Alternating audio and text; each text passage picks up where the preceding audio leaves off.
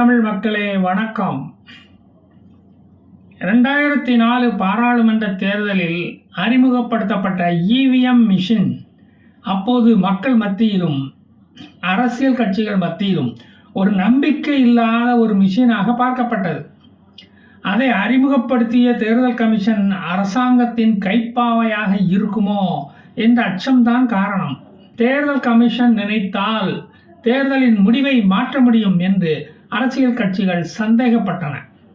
அதுவரையில் பேலட் பேப்பரில் முத்திரை குத்தி போட்டுக்கிட்டு இருந்த மக்களுக்கும் அந்த பட்டனை அமுக்கி ஓட்டு போடுவது ஒரு ஓட்டு போட்ட மாதிரியே ஒரு திருப்தி இல்லாமல் இருந்தது. 543 பாராளுமன்ற தொகுதிக்கும் ஓட்டுகளை கட்டுக்கட்டாக கட்டி வைத்து பாதுகாத்து அவற்றை எண்ணி ரிசல்ட்டை அறிவிப்பதற்குள் தாவு தீர்ந்துவிடும் இந்த தேர்தல் கமிஷனுக்கு. அப்படித்தான் இருந்தது அன்றைய நிலைமை. பூத் கேப்சரிங், கள்ள ஓட்டு இவைகளை அப்போது திமுக அரங்கேற்றி கொண்டு இருந்த நேரம். அதை வைத்து அவர்கள் ஜெயித்து கொண்டிருந்தார்கள். இவிஎம் வந்தது அதற்கு ஒரு பேரிடியாக அமைந்தது. உடனே எதிர்ப்பு குரல் கொடுத்தார்கள். பேலட் பேப்பரை உபயோகிக்கும் போது நிறைய செல்லாத ஓட்டுகள் விழும். நம்ம ஓட்டை வேற எவனோ போட்டுக்கொண்டு போயிருப்பான். அந்த காலத்தில் சிவாஜி கணேசன் ஓட்டையே திமுக காரன் எவனோ போட்டுட்டு நடைய கட்டிட்டான். நடிகர் திலகமும் வேற வழி இல்லாமல் ஏமாற்றத்துடன் தேர்தல் பூத்தில் இருந்து திரும்பி வீட்டுக்கு போனார். அது வரலாறு. ஓட்டர்ஸ் லிஸ்டில் விசி கணேசன் என்று அவருடைய பெயர் இருந்தது. அதனால் பூத்தில் இருந்தவர்களுக்கு கண்டுபிடிக்க முடியவில்லை. முதலில் Bharat electronics limited, electronic corporation of India, இந்த 2 நிறுவனங்களும் சேர்ந்துதான் இந்த இவிஎம் மிஷினை கண்டுபிடித்தார்கள். அந்த குழுவில் எழுத்தாளர் சுஜாதாவும் இருந்தார். அவருடைய பங்கும் இதில் நிறைய உண்டு. இவை 2ம் அரசு நிறுவனம். ஆனால் அமெரிக்காவில் பயன்படுத்தப்படும் இவிஎம் மிஷினை தனியார் கம்பெனி தான் இப்போதும் தயாரிக்கிறார்கள். டிஆர்டிஓவின் அறிவுரைப்படி முதலில் சட்டசபை தேர்தலில் 8 லட்சம் பூத்துகளில் இது பரிசோதித்து பார்க்கப்பட்டது. சில இடைத்தேர்தல்களில் இது பயன்பட்ட போது இதற்கு மக்களிடையே மிகுந்த வரவேற்பு இருந்தது. ஆனால் அரசியல் கட்சிகள் இதை விரும்பவில்லை. ஏனென்றால் அவர்களின் தகுடு திட்டங்களை இதில் அவர்களால் செய்ய முடியவில்லை. இதை உபயோகிப்பதற்கு தடை விதிக்க வேண்டும் என்று கம்யூனிஸ்டுகள், திராவிட கழகங்கள் கோர்ட்டுக்கு போனது. இதை முதலில் அமல்படுத்தியது வாஜ்பாய் அரசாங்கம்தான். அதனாலேயே காங்கிரஸ் இதை எதிர்த்தது. ஆனால் சுப்ரீம் கோர்ட் இதை டெஸ்ட் பண்ணி பார்த்துவிட்டு இதன் நம்பகத்தன்மையை சந்தேகிக்கவில்லை. இந்த மிஷினுக்கு தடை விதிக்க மறுத்துவிட்டது. இன்னமும் திமுகவுக்கு இது ஒரு கால்குலேட்டர் மாதிரியான மிஷின் என்பதே தெரியாது. இதை கம்ப்யூட்டர், லேப்டாப்பில் ஹேக் பண்ணுவது மாதிரி இதையும் ஹேக் பண்ணலாம் என்று இன்னமும் அவர்கள் நம்புகிறார்கள். அறிவாளிகள் அல்லவா, அப்படித்தானே நினைக்க முடியும். இதன் நம்பகத்தன்மை பற்றி மக்களிடம் கூறி அவர்களையும் குழப்புகிறார்கள். இந்த மெஷினை வைத்து ஜெயிக்கும் போதெல்லாம் சந்தேகம் இவர்களுக்கு வரவே வராது. அவர்கள் தோற்றால் வந்துவிடும். இவிஎம் மிஷினால தான் நாங்கள் தோற்றோம் என்பார்கள். மக்கள் ஆதரவை நாங்கள் இழக்கவில்லை என்று பீலா விடுவார்கள். நீட்டுக்கு தடை கொண்டு வர முடியும் என்று நம்ப வைத்தது போல் மக்களை நம்ப வைத்து முட்டாளாக்கினார்கள். தொண்டர்களை கண்டெய்னர் லாரிகள் பின்னால் ஓட வைத்தார்கள். மூத்திரம் பெய்வதற்காக லாரியை நிறுத்திய கண்டெய்னர் லாரி டிரைவரை 1008 கேள்விகள் கேட்டு ஓட விரட்டி அடித்தார்கள். அதையும் நாம் பார்த்தோம். தேர்தலின் போது பழுதாகும் மிஷின்களை எடுத்துவிட்டு வேறு மிஷின்களை வைக்க போதுமான ஸ்பேர் இவிஎம் மிஷின்களை வைத்துவிட்டு தான் தேர்தலை நடத்த முடியும். இதற்காகவே PSU கம்பெனிகளில் இவிஎம் மிஷின் ப்ரொடக்ஷனை அதிகரித்துள்ளது இந்த தேர்தல் ஆணையம். வாஜ்பாய் அரசாங்கம் தான் அதிகப்படியாக இவிஎம் மிஷின் தயாரிப்பதற்கு அதிக நிதியை ஒதுக்கியது.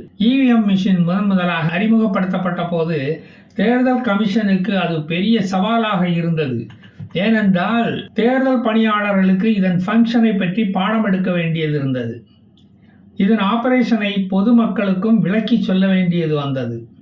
பொதுமக்களுக்கும் பயிற்சி கொடுக்க வேண்டியது இருந்தது. அரசியல் கட்சிகளின் சந்தேகங்களை தீர்க்க வேண்டியது இருந்தது. பெரும்பாலான அரசியல் கட்சிகள் இவிஎம் மிஷினை ஒரு வில்லனாகவே பார்த்தார்கள். இதற்கிடையில் பல அரசியல் கட்சிகள் அதன் மீது நம்பிக்கை இல்லாமல் மக்களை போராட தூண்டி விட்டு கொண்டே இருந்தார்கள். காசுக்கு மாரடிக்கும் திராவிட கூட்டம் அதை முன்னின்று நடத்தியது. எலெக்ஷன் கமிஷன் ஆஃப் இந்தியா ஆபீஸை முற்றுகையிட்டார்கள் இந்த ஜனநாயக காவலர்கள். எப்படியாவது இதை தடை செய்து விட வேண்டும் என்ற ஆதங்கம் அதிகமாக இருந்தது அவர்களுக்கு. அதில் ஒரு திராவிடன் இதில் எலக்ட்ரிக் ஷாக் அடிக்கும் என்று வதந்தியை பரப்பி மக்களுக்கு பீதியை உண்டாக்கினான். இதை தயாரித்த என்ஜினியர்கள் சுஜாதா உள்பட விழுந்து விழுந்து சிரித்தார்கள். நாமும் சிரித்தோம். வேறு என்ன செய்வது? இதன் மூலம் ஓட்டு எண்ணும் நாளே முழு முடிவும் தெரிய வந்தது. இதை வைத்துதான் திமுகவும் ஜெயித்தது. ஜெயிக்கும் போதெல்லாம் வாய் மூடி மௌனியாக இருந்தார்கள். திமுக தேர்தல் வாக்குறுதிகளை நிறைவேற்றுவதாக கூறி பொய் சொல்லியது. இவிஎம் மிஷின் பொய் சொல்லவில்லை. அதுதான் திமுகவுக்கும் இவிஎம் மிஷினுக்கும் உள்ள வித்தியாசம். இப்போது இவிஎம்ஐ எப்படி இயக்க வேண்டும் என்பது அனைவருக்கும் தெரிந்த விஷயமாயிற்று. உலக ஜனநாயக நாடுகளுக்கே இந்தியா ஒரு முன்னோடி நாடானது. இதுவரையில் நடந்த தேர்தல்களில் இவிஎம் மிஷினை குறை கூறி எந்த வழக்கும் பதிவாகவில்லை. அரசியல் கட்சிகள் தான் பொய் சொல்லும், இவிஎம் மிஷின் பொய் சொல்லாது என்பது இப்பொழுது மக்களுக்கும் தெரிந்துவிட்டது. வாக்குச்சீட்டு அச்சிடும் செலவை விட இவிஎம் மிஷின் தயாரிப்பதற்கு ஆகும் செலவு குறைவுதான். இதை மறுபடியும் உபயோகிக்கலாம். பழுது வந்தால் சரி பண்ணலாம். பல இடங்களுக்கும் தூக்கி செல்வது எளிதானது. ஏனென்றால் எடை மிகவும் குறைவு. 60 கோடி வாக்காளர்களின் வாக்கை வாங்கி அரை மணி நேரத்திலே முடிவை அறிவிக்க வல்லது. இந்தோனேஷியா மாதிரியான சிறிய நாடுகளில் பழைய பேலட் பேப்பர் முறையில்தான் வாக்களிக்கிறார்கள். முடிவு தெரிவதற்கு 3 வாரங்கள் ஆகிறது. அதைவிட பல மடங்கு பெரிய நாடான இந்தியாவில் முழு தேர்தல் முடிவுகளும் 8 மணி நேரத்தில் தெரிந்துவிடும். இதுதான் ரெண்டுக்கும் உள்ள வித்தியாசம். இன்டர்நெட், வைஃபை இவற்றில் இயங்கும் டிவைஸில் தான் ஹேக்கிங் எல்லாம் பண்ண முடியும். இவிஎம் மிஷினுக்கு எந்த இன்டர்நெட் வசதியும் கொடுக்க முடியாது. அது ஒரு கால்குலேட்டர் மாதிரி தான். இவிஎம் மிஷினை ஹேக் பண்ணி காட்டினால் 10 லட்சம் பரிசு என்று தேர்தல் ஆணையம் அறிவித்தது.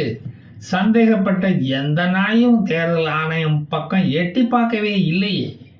நீங்கள் ஓட்டளித்த பின் யாருக்கு எந்த சின்னத்தில் வாக்களித்தீர்கள் என்பதை இவிஎம் மிஷின் உடனே இணைக்கப்பட்டிருக்கும் விவிபிஏடி மிஷினில் சில வினாடிகள் ஸ்கிரீனில் காட்டும். சுப்ரீம் கோர்ட்டு இந்த விவிபிஏடி மிஷினை ஒவ்வொரு தொகுதியிலும் ஏதாவது ஒரு 5 பூத்துகளில் பிரிண்ட் அவுட் வசதியுடன் வைக்க வேண்டும். இதனுடைய நம்பகத்தன்மையை மக்களுக்கு காட்ட வேண்டும் என்று அறிவித்திருக்கிறது. அதையும் செய்து காட்டிவிட்டது இந்த தேர்தல் ஆணையம். அதன் பிறகுதான் சுப்ரீம் கோர்ட்டு இந்த இவிஎம் மிஷின் நம் நாட்டின் பெருமை என்று கூறியது. தோத்துப்போன கட்சிகள் இவிஎம் மிஷினை குறை சொல்லுவதை ஒரு வாடிக்கையாக வைத்துள்ளார்கள். ஜெயித்த கட்சிகள் மூச்சு விடுவதே இல்லை. அதுதான் இதன் பியூட்டி. ஜூன் 4ஆம் தேதி இவிஎம் மிஷினை குறை கூறும் கட்சி எதுவென்று நமக்கு தெரிந்துவிடும். மனிதன்தான் பொய் சொல்லுவான், மிஷின் பொய் சொல்லாது. ஸ்டாலின் பொய் சொல்லுவார், இவிஎம் மிஷின் பொய் சொல்லாது.